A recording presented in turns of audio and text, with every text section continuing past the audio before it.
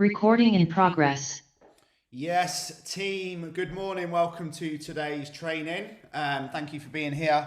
So, I'm actually going to do something slightly different today, and it's going to be something slightly different that's coming into the training. So, I've actually left the chat open. I've got it on the right hand side.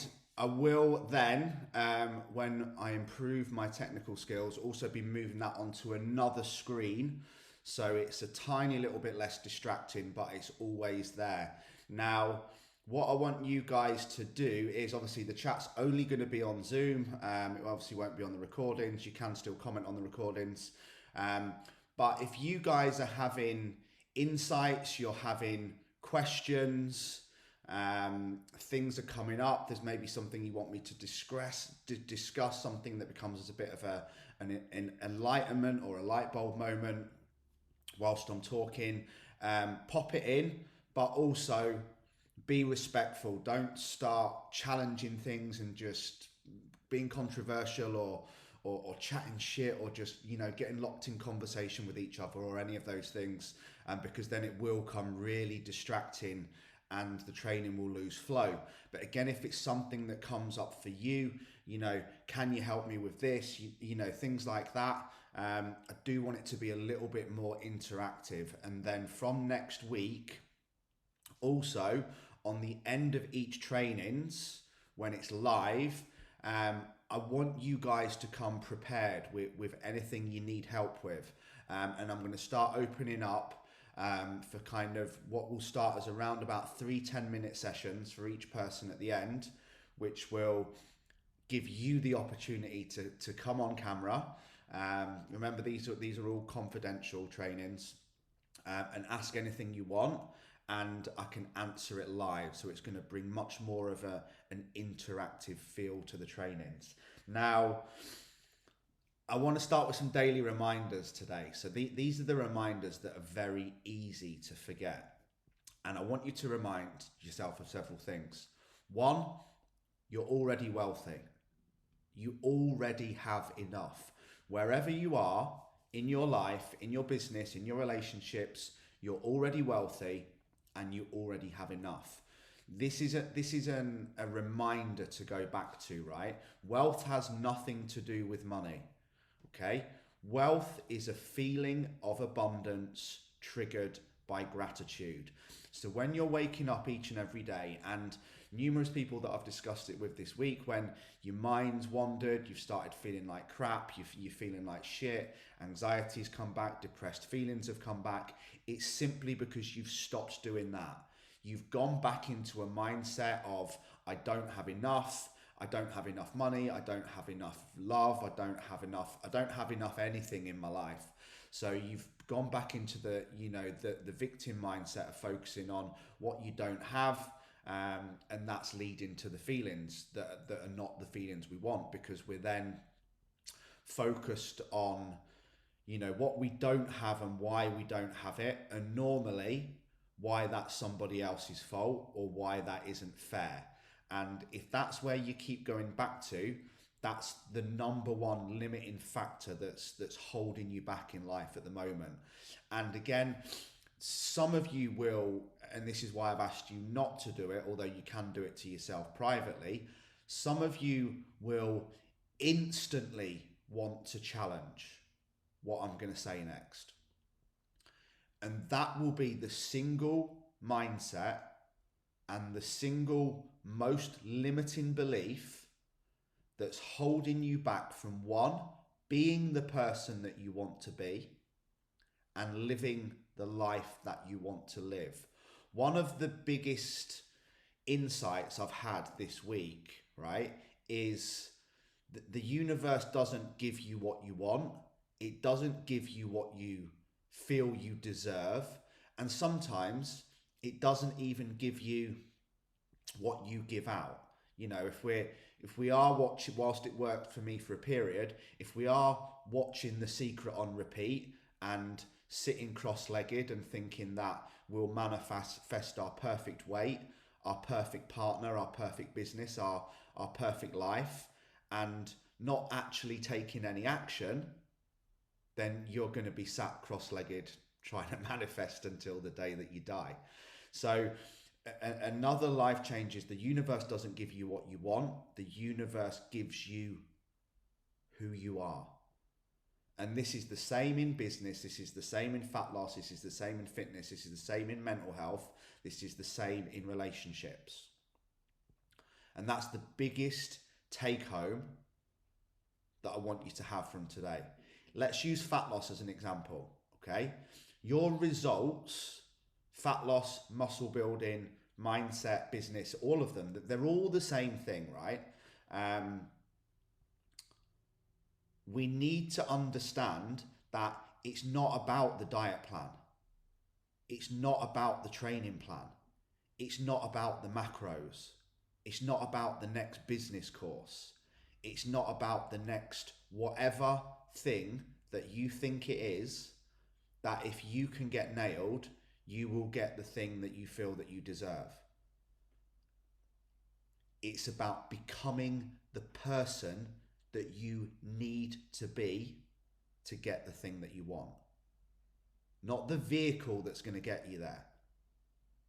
All of these, we can continue to do more trainings and more courses and more qualifications and more mentors and more plans and read more books and do all of these things. Very often we also need to understand that those things can be a huge source of procrastination. It's like what Dan Meredith calls a finger up to the law of attraction and a thumbs up to action. And you have to get the balance right. All of those things are important. Like, I'm not saying you can just become the person who you want to be, but eat what the fuck you want and you're still going to get a great body. Of course you're not. That's ludicrous. It doesn't make any sense. But the limiting factor is becoming the person that you need to be and working on that and taking action towards it, not the things, the vehicles, the shiny objects and the things that you need to do to get the things that you think you want. You can't have the things that you want without becoming the person that you need to be to get the things that you want. Does that make sense? So many people, and again, this will, if you've had shit happen to you, and I think you can all agree, I've had most adversity, more adversity than most, but still nowhere near as much as many. So when I say this, some of you will instantly want to challenge it and probably say, no, Lee, that's not fair. Because you will be locked on the way the person in the relationship treated you. You'll be locked on how you feel you're untreated fairly at work. You'll be locked into what happened in your past and how it's affected you, and it's essentially, you're not in control of how your ex treated you, even if it was horrifically unfair. Okay, you're not in control of any of these things. So when I say, and this is a mind thing that you guys will go through, well, I should be further along in my career by now. My business should be doing better by now. I should have lost more body fat by now. I should be able to run farther by now.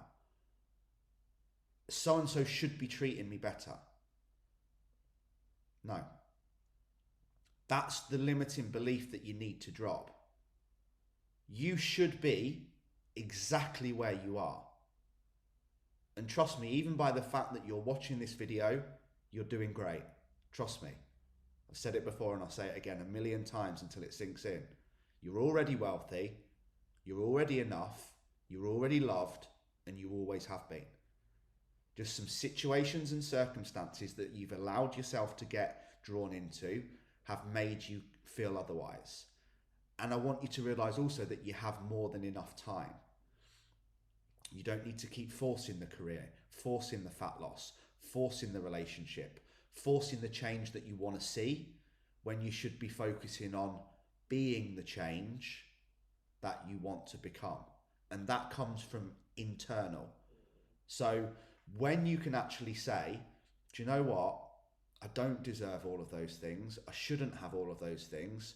I should be exactly where I am in life at that moment in time, right there, based on everything that's happened so far, my efforts, how I've handled it, what I've put in, and the work and the effort that I've put. That will still feel unfair sometimes. But as long as you keep going back to, I should have lost more body fat by now. I should have attracted the person that I've done the deep work. I should have attracted the person that I want into my life by now. You know, I treat them really well. They should have treated me better. Should. That's the word that you need to get rid of. Because you are exactly where you should be based on everything that's happened up until this point. Right? We're all on our own journey, guys. This incredible journey that is life and that we should be truly grateful for every day. And shit happens. Okay? We all have a story. We've all been hurt, abused, lied to, cheated on, let down. We've all messed up. We've all had things that weren't our fault and weren't fair. But guess what? That's just life. And until you can let that go and say, what, do you know what? I am exactly where I should be based on everything that's happened so far and how I have handled it. Let that sink in. I'm exactly where I should be in life so far based on everything that's happened and how I have handled it. That's ownership and that's responsibility. And we know this. The cost of awareness is the cost of ownership, is the cost of responsibility. And then we have to adapt our behaviors based on the new insight we had from becoming aware. Okay, so it's not the thing, not the way the person that treated us, it's not the business that went wrong, it's not the plan that didn't work, it's not the mentor that didn't let us down. We are where we are based on how we handled the thing that we weren't in control of.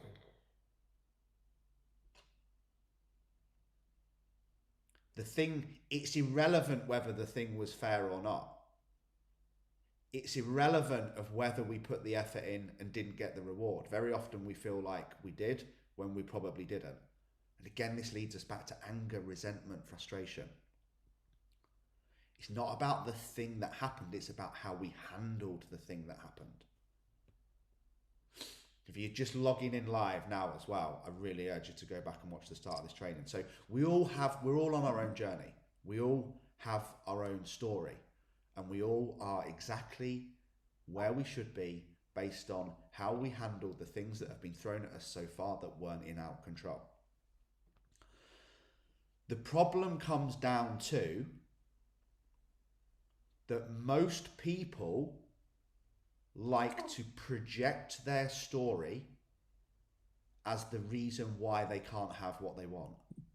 They like to project their story as the reason why they can't become the person that they want.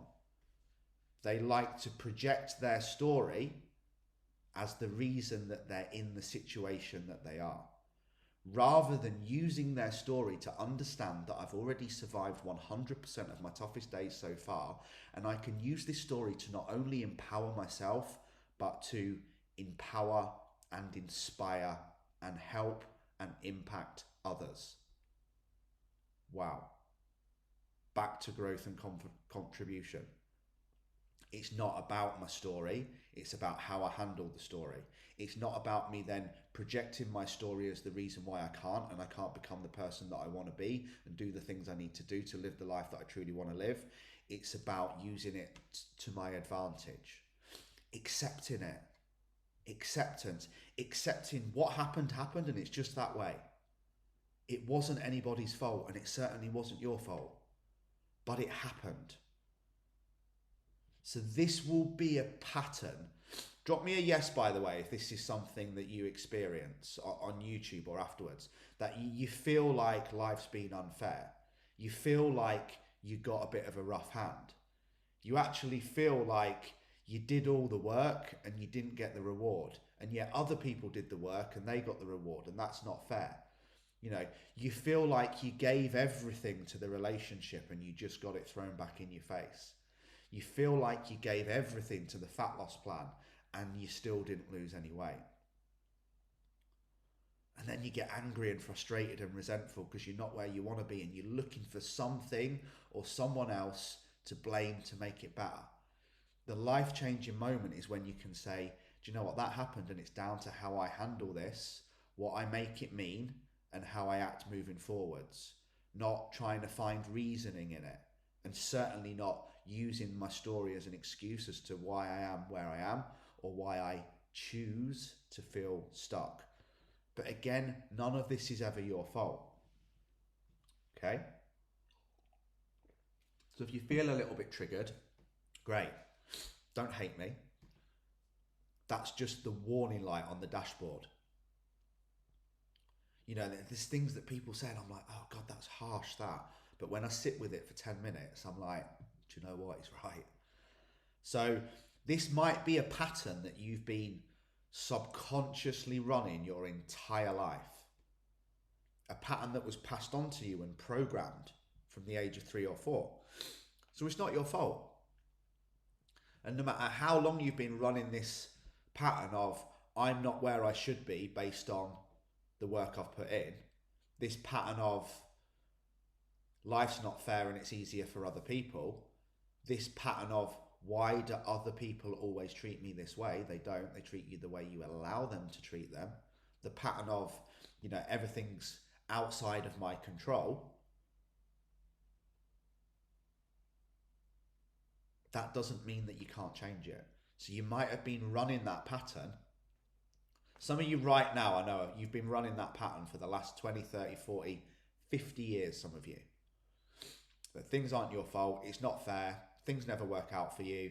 You never get the reward. Things don't happen fast enough. It's easier for other people. You always get let down. People always hurt you. Yada, yada, yada. You get it. I've run it myself for many, say millions of years then, not millions, not that old. For many, many years, I ran that pattern. But that running that pattern and being that person that makes excuses, being that person that blames, complains and justifies, being that person that plays the victim, being that first person that continues to run the same pattern of when you don't get what you want in the time that you felt you deserved it based on the effort that you've put in, the toys go out of the pram and it's everyone else's fault and nothing works and on and on and on. That doesn't mean you can't change it. And the way you change it is by taking it away from you, taking the power away. When you stop making it about you, you remove all the power. If you keep making it about you and the reason you're not losing weight, or you and the reason your ex treated you so badly, or you being the reason that your business is not where it's want to be, when you take it away from you, you remove all of the power. Okay? When you understand that you can't control the situation or the circumstance, write this down. When you understand that you can't control any situation or circumstance or person, but what you can control is how you choose to respond to it, that's where your fucking power's at.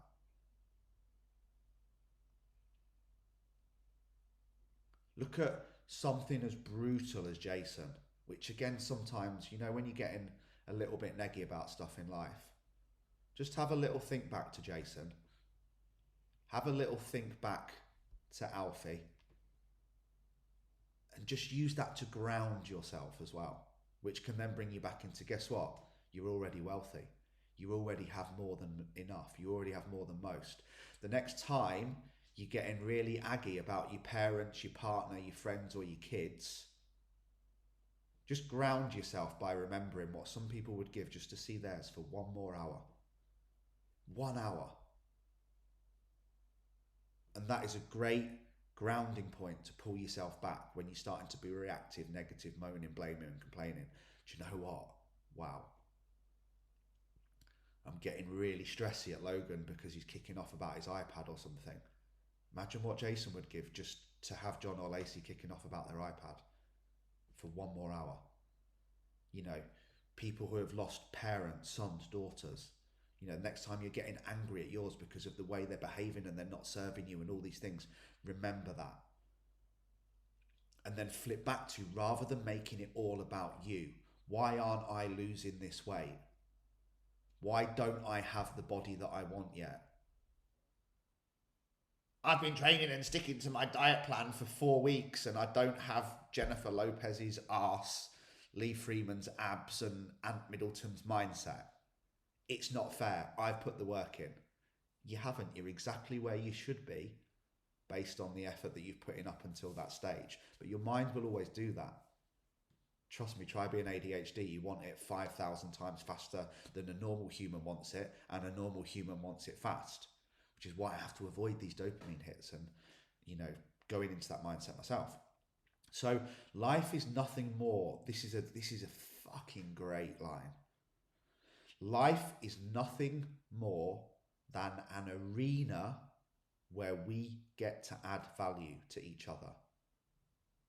And the more value we add to each other, the more we will become. So again, when we're moving through this period of understanding that, yes, it's about giving. Yes, it's about contributing, but we can't then always give and contribute and expect it to come back. We have to give it without expectation and just trust in us becoming that person, becoming the person that understands that I need to be patient, becoming the person that understands that I'm exactly where I should be based on what's happened so far and how I chose to respond to it, because that's where my power is. And how can I add more value? How can I give more love without any expectation of anyone ever returning to it? That's where the magic is. That's where the power is. So another insight that I've had that I want to discuss, and I think a lot of people still struggle with this. Drop me a yes even now or on replay if you still struggle with self-doubt. You still struggle with overcoming limited beliefs. You know, you still don't believe you deserve the body, the life, the husband, or the relationship. I'll tell you a little insight, by the way, and don't worry, nobody's fees are going up. But Peter thinks it's an absolute joke that I'm charging any less than £12,000 a year for my coaching. He just says it's ridiculous. He says you're worth that and you're worth more. And the only thing from holding you back doing that is your own belief that, one, you don't feel you're good enough. Two, you don't have the confidence to ask for it. And three, you don't believe that anybody would ever pay you that for the lives that you change, which is worth 10 times more. So that's kind of mine, to give you an example. You know, you have to believe, that's my self-limiting belief that I need to overcome in order to be able to move forwards. And when I do, if I can, notice I'm still using the word if because I'm not convinced, how valued do you think I'll feel then? You know, but we also have to understand, going back to being where we are based on everything that we've done so far, and that we are exactly where we should be, not where we feel we should be. I have to go back to understanding that there's no correlation to being successful in life to how successful we've been in the past. Yet that's what we relate ourselves on. We can just go straight line in the sand today. Doesn't matter, right? There is literally no correlation to how successful you were in school to how successful you are in life. There is no correlation into, maybe outside of things like being a physio or a chiropractor or a doctor or an accountant or a lawyer. Again, I'd still challenge that a little bit, but there's no correlation to those previous qualifications in education to how successful you're in life. So, embrace that. And again, a key learning that I've gone through recently is understanding that, knowledge and authenticity beats qualifications. Qualifications, and if anyone is running around doing this, are probably, which is again a little bit absurd since I'm about to do one, but it's for a different reason. Qualifications are one of the biggest forms of procrastination in the entire world. I'll just do this extra qualification and then I'll take action towards my life. I'll just read this next personal development book and then I'll actually go and implement it. There's some people that are just not just qualifications, but consuming. We're back at the same place, aren't we? We don't have an information problem, we have an implementation problem. It's not that we don't know what to do, it's that we're not doing what we know. Why? Because of our self-limiting beliefs. Why am I not charging £10,000 a year, even though I know I'm worth it, and being backed by someone who's on a level that I could never imagine being on? There's another self-limiting belief. I could never imagine being on that level. Whether it's your bodies, whether it's everything, it all comes down to how can we overcome these limiting beliefs? How can we understand it wasn't about passing test? And it's getting that fine line with your training, your nutrition, your mindset, your business, your careers, your relationships, of understanding, yes, I need to do all this knowledge, but then I need to be authentic, and then I need to take action. Whereas many people will spend their entire lives just collecting more knowledge, collecting more information, looking for the new diet plan, looking for the new training plan, looking for that one personal development book that's going to change their life. I've said this before, every single personal development book, bar a handful in the world, is just a re-delivery of Think and Grow Rich by Napoleon Hill. So again, it's that line between doing the learnings, whether it's business, finance, relationships, fitness, fat loss, having the knowledge, but then implement it all the time and understanding. It's not about the next test, the next qualification, learning how to pass the things. Look at learning to drive. You don't learn to drive and you learn to pass a test. School, you spend your whole life passing tests, and then never really implement any of it. Following orders to get a piece of paper, that can become creating, not consuming. Most of the top business people I now know don't follow anyone on Instagram,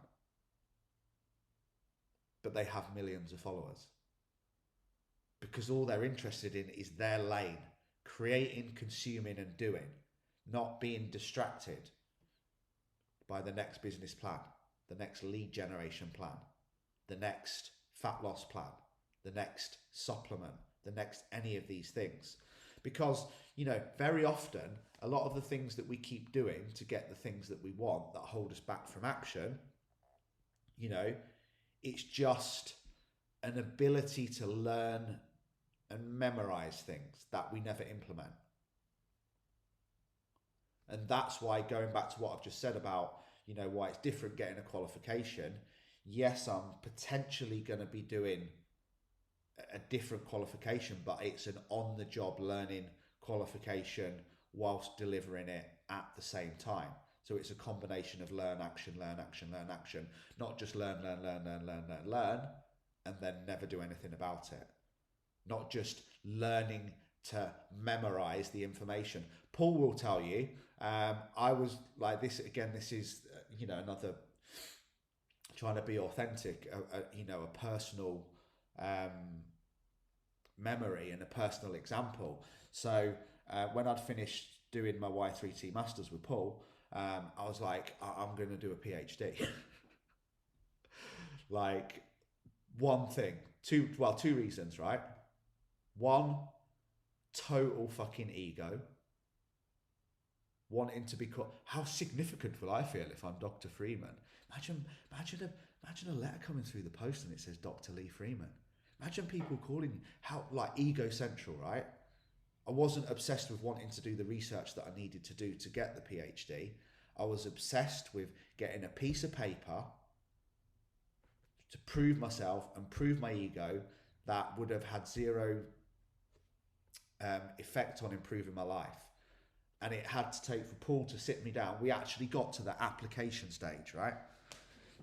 And I was figuring out how much it was going to cost and whether I had the time. And Paul just went, do you think you're going to be any better as a coach or make any more money or develop the business further as a result of going back to uni and doing this? And the answer was no. You know, it was for the wrong reasons. And that's what I'm going back to with the new fitness plan, the new training plan, the new nutrition plan, the new anything. Very often it's just procrastination, consuming, not creating. You know, how easy would have doing my PhD made it for me to not really work on my business, which was essentially harder while I'm doing my PhD. You know, I'm essentially learning to memorize a lot of information that I'm probably, same as schools, a lot of stuff in schools.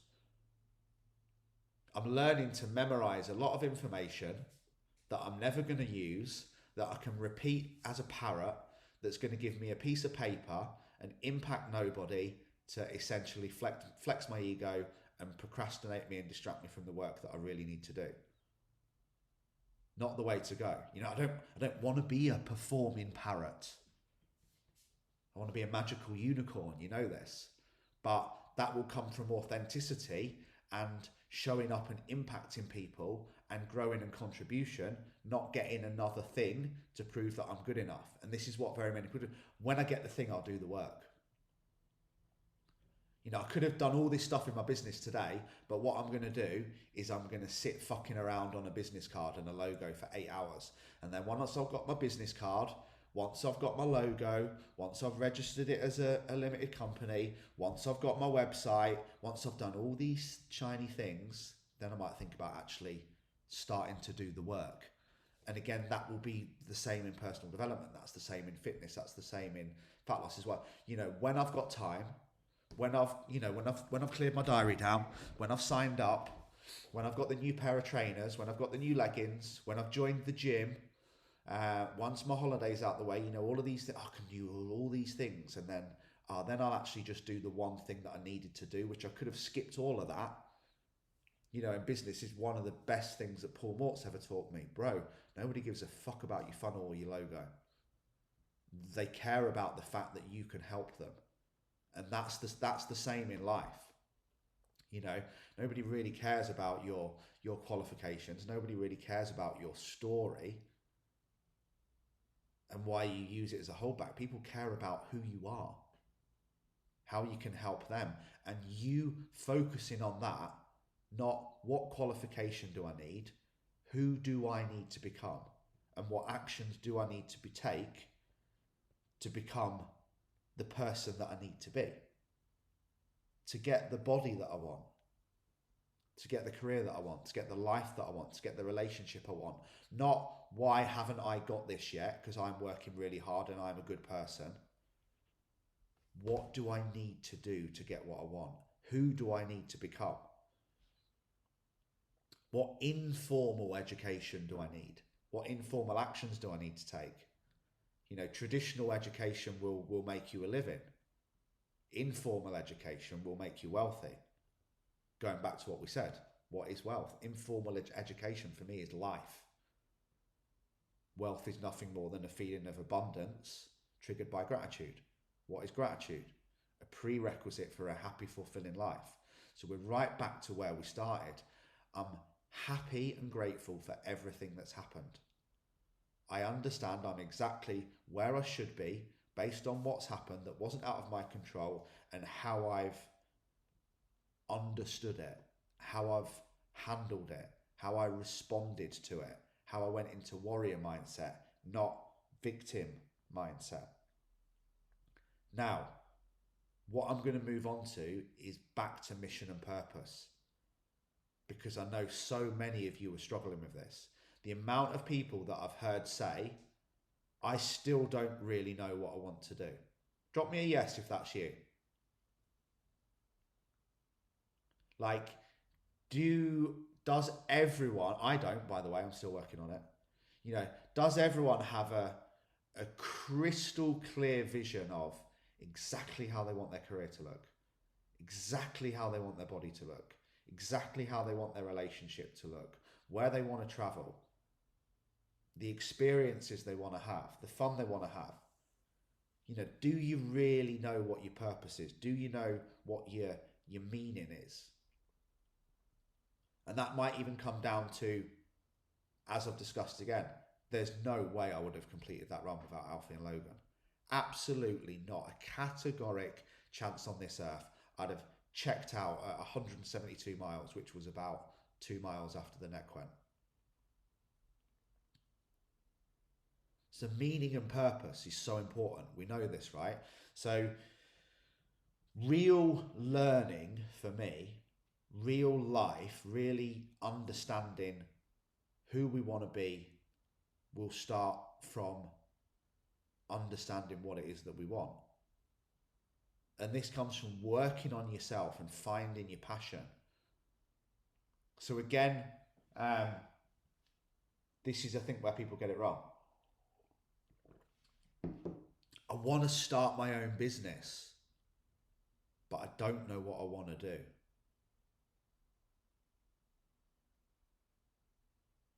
I'm thinking about looking for a side hustle, but I don't know what it is. I'm thinking about doing a charity challenge, but I'm not sure what to do. I want to set some non-scale based goals this year. Some runs, some marathons, some challenges, but I'm not sure what I want to do. Can you see how that mindset's the wrong way around? So we have to find the passion first. And I'm going to recommend, if I can pick my phone up, a book for you guys to read, which is called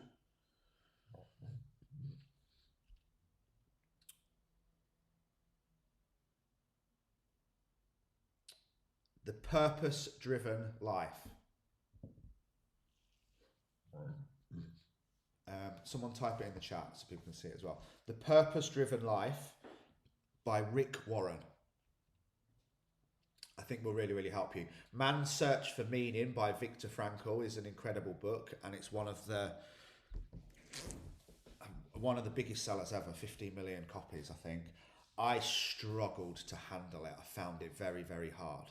It's all about how he managed to find meaning in Auschwitz, which was a concentration camp. It's a very, very, very famous book that a lot of people have connected with, and it's changed their lives. I found it really, really hard going personally, but that's probably more to do with my own head. So our real learning starts and our real life will start when we find this passion. So again, have the awareness today. If you're kind of not living the life that you want, and you feel that you want more and you deserve more and you want to feel excited and you want that thing that makes you jump out of bed every day and tap dance to work, like Warren Buffett said, then find the thing first. Be willing to spend 6 months finding your passion. And then we add the meaning to it. So I have to know, I said this to someone this week, and she just said, I've never heard that. And it just melted my head. Quite a young girl as well, early 30s. She kept talking about all the things that she wanted, all the things that she thought were going to make her happy, from her glutes to the type of man she wanted, to the career, to the potential business, to where she wanted to live, and all of these things.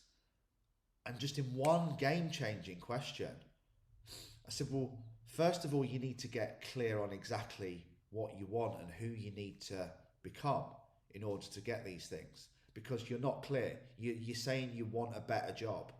What job? You want a better man. Well, what type of man? You want a better ass. Well, what type of ass? Not that there's different types of asses, but you know exactly how you want all of these areas to look. And yeah. She's fired up. Right, I'm getting clearer. I know I want all these things. All these things are going to make me happy. And then I just flipped it in 1 second. I went, you know, before we create that clear goal, Kerry, she's called, to work towards in the next 6 months, can you just answer me one question? Why is it that you want all of those things? Silence. Absolute fucking silence. And she said that's now changed her life forever. Because the thing is, all of those things were completely about the wrong reasons. There was no passion, there was no mission, there was no meaning. Everything traced back to not being loved, being mistreated by men. If I get my dream ass, men will find me more attractive. If I get my dream, does it sound like a certain human you recognise? If I get my dream house, if I make more money, men will find me more attractive. You know, if I get all these things, eventually I'll be happy. That's, have you ever considered you're 31 years old? You're exactly where you should be in life and you already have enough. And now her goals have completely changed. They're not about any of those things. They're about her becoming the person she needs to be to have a happy life and where she wants to go hiking and the experiences she wants to have and the places that she wants to visit. So don't get that bogged down on the thing that you think you need to get to make you happy. That, yes, you absolutely need it. That needs to be clear. I'm getting very, very clear on exactly what I want and how I want my life to live. Just like I was very clear on that I wanted to run 200 miles. But you can find the passion and you can find the purpose, but without the meaning behind it and knowing why it is you want the things that you say you want and why it is you need to become the person you need to be to get them, you're always going to feel lost. And then that's when, after 6 to 8 weeks of doing the things that you've decided you needed to do to get the body, the business, the life that you want, and you haven't quite got the reward, you're not quite where you feel you should be based on the last 8 weeks' effort, that's when we quit. That's when you check out. This is when people leave this plan. And the reason is because it wasn't fucking important to them in the first place. And that's why I would have checked out at 72 miles. If there wasn't the meaning, 172, if there wasn't the meaning, if there wasn't the purpose, there wasn't the peer group, the community, and all the other things all tied in, oh God, well, I should have done this by now. I haven't. It didn't work. I'm going to try something else. Because those things were never done right in the first place. Does that make sense? We're trying to build this big thing on a weak, meaningless foundation without understanding why it is that we want the money, why it is that we want the body, why it is that we want the life, and then also realigning and making sure that those things are right, that they're aligned with how we want to be. And again, it all comes back to the biggest thing that holds us all back, as I said at the again. You know, very often, why do we quit? Why do you quit on the fat loss plan? Why do you quit on your new business? Why do you quit on the relationship? Why do you quit on the thing that you keep trying to do, but when you don't have it in the time you feel you should have it, based on the work you should have done, why is it that you quit? Yes, fear to a limit, but fear of what? Fear that we'll do anything to avoid our biggest internal fear, yet again, that we are not enough. And as a result, we won't be loved, which has probably been conditioned from the age of 3 years old. That's exactly why Kerry wants the arse. That's exactly why Kerry wants the money. That's exactly why Kerry wants the business. Because she's just been treated horrifically by her ex, really badly. And she thinks, if I can just get all these things, I'll attract a man that's going to treat me well. I'll attract a better man. And if I can attract a better man, I'll then feel loved. Then when I can feel loved, when I can get love by doing things to get love, remember, that's not how it works. Love is unconditional. Love is love. The right people will love you and the other people don't matter. If I can just do all these things to get loved, to be loved, I'll finally feel like I'm enough. So this is why, this internal conflict of not doing, or doing and then stopping, quitting when we feel like we should have got more with the work that we've done, and that we're different and that it's not fair, and yada, yada, yada, all comes from, as Stephen said, fear. This all comes from it triggering our innermost fear that we're not good enough. Shit, I've started this fat loss plan and it's not going as well as I thought it would based on the work that I've put in. And if I don't get the body, then I'm not going to be loved. And if I don't get the body, I'm not going to feel like I'm good enough. If I don't make the money, I'm not going to feel like I'm good enough. And then all this fear of failure will kick in. So guess what? I'll just fail myself early so I can get it handled and early. Or even worse, which is what I want you to be the final take home from today, is very often you are not that person. That person is actually further along than most people, and they might have to run that cycle and that pattern 4, 5, 6 times before they get stronger and have the lessons and understand. Because that's how growth happens, right? If you think about how, and anyone who's there will know, if you think about how foobarred I was after the 103-mile run, did it take a completely different person to do 200 miles? 100%. I had to go through all the lessons of that, and then I had to work for another 12 months to become mentally strong enough to be able to do double. 12 months, not 12 weeks, not 12 hours, not 6 months, 12 months. And prior to that, I failed the first 100-mile challenge on 89 miles. The person that I was 2 weeks ago would have fucking smashed both of those challenges in his sleep, because he's a different person, mentally stronger, mentally more resilient, went through the hard yards, failed, fucked up, didn't quit, understand it wasn't about what happened, it was I performed basically exactly how I should have performed based on my mental strength at that point. 103 miles, I couldn't have run 104th if I tried. Last week, that was halfway. Different person, different mindset. Who do I need to become to do this? Not I should have got that based on the work that I put in. I should have failed at 89 miles. I should have only been able to do 103 miles based on what I'd done up until that point. But the reality is, unless we lose this self-limiting belief of, I don't really think I can do it. I don't really think I can attract that type of man.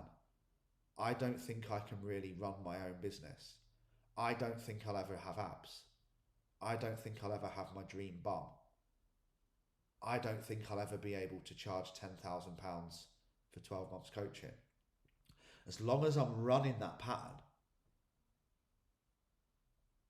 I'm not going to try. I'm not going to give 100%. As long as I don't find the passion, I'm not going to try. As long as I don't have the meaning, I'm not going to try.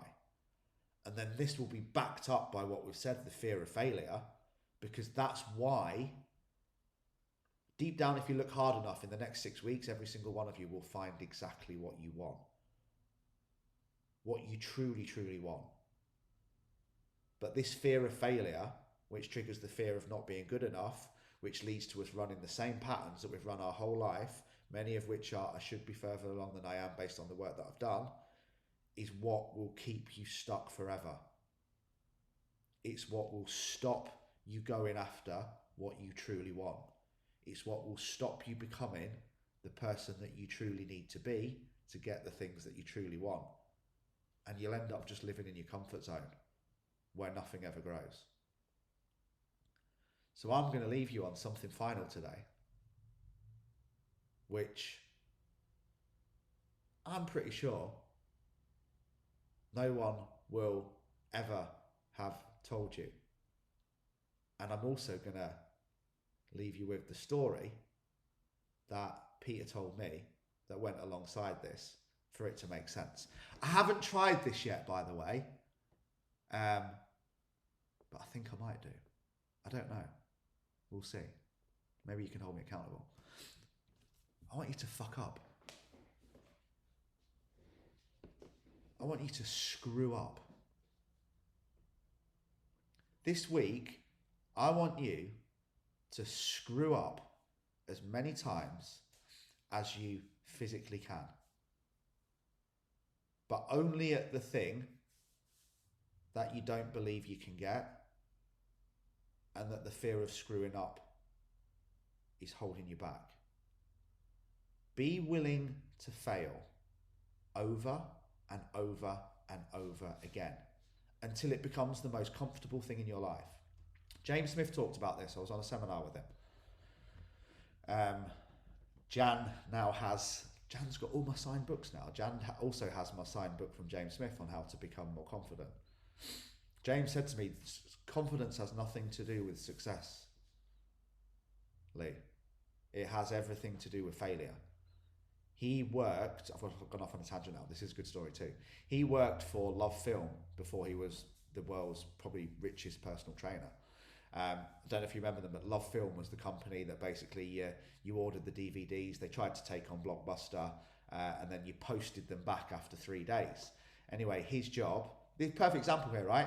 He's now a multi-millionaire, he's got a drinks brand, he's got a mentoring plan, he's got the biggest personal development site and probably the most clients in the entire world, multi-millionaire, cool guy, still lives on a futon in his parents' house half the time, although has just is about to become a dad.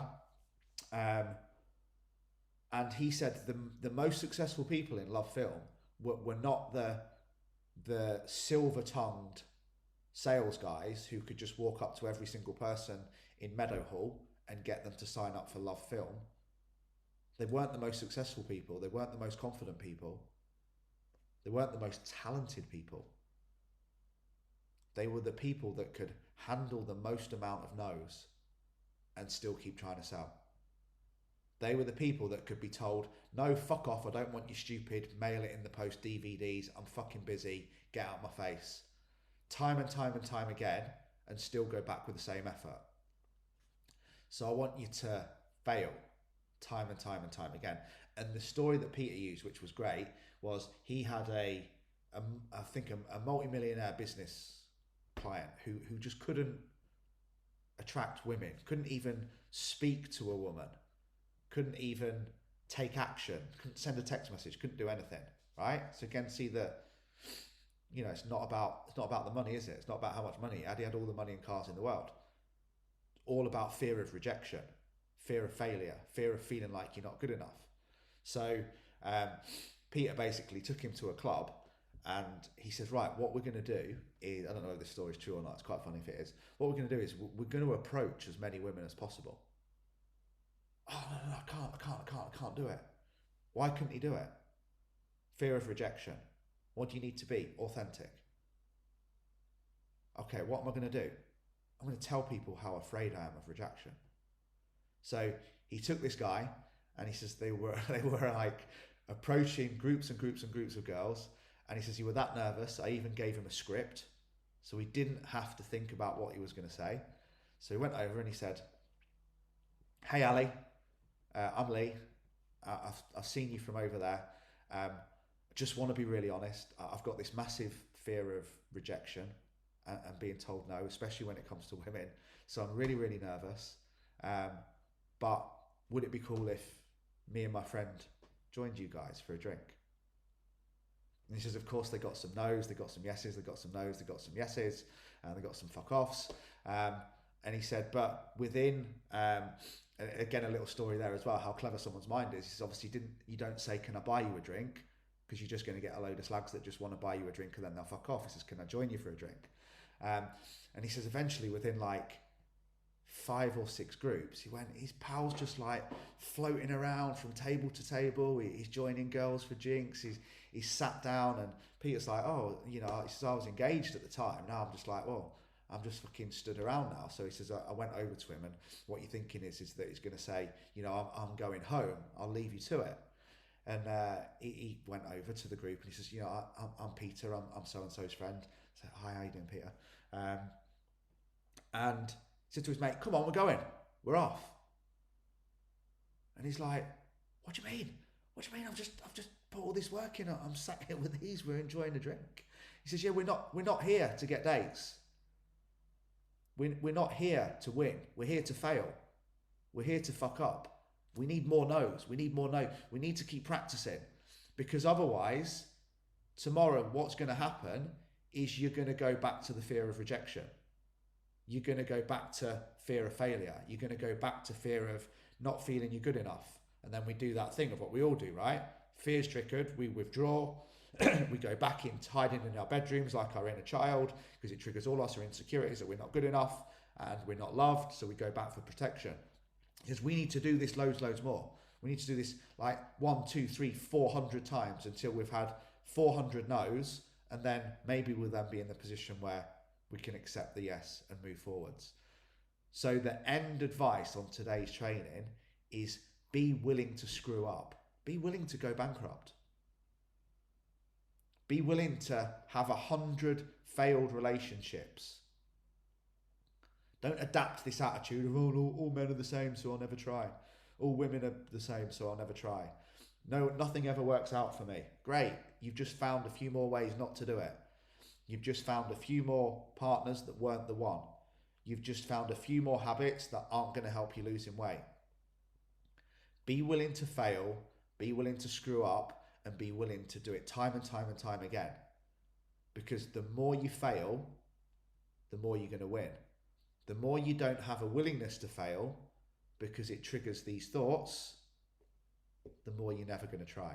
Guys, I love you all. Have an amazing day.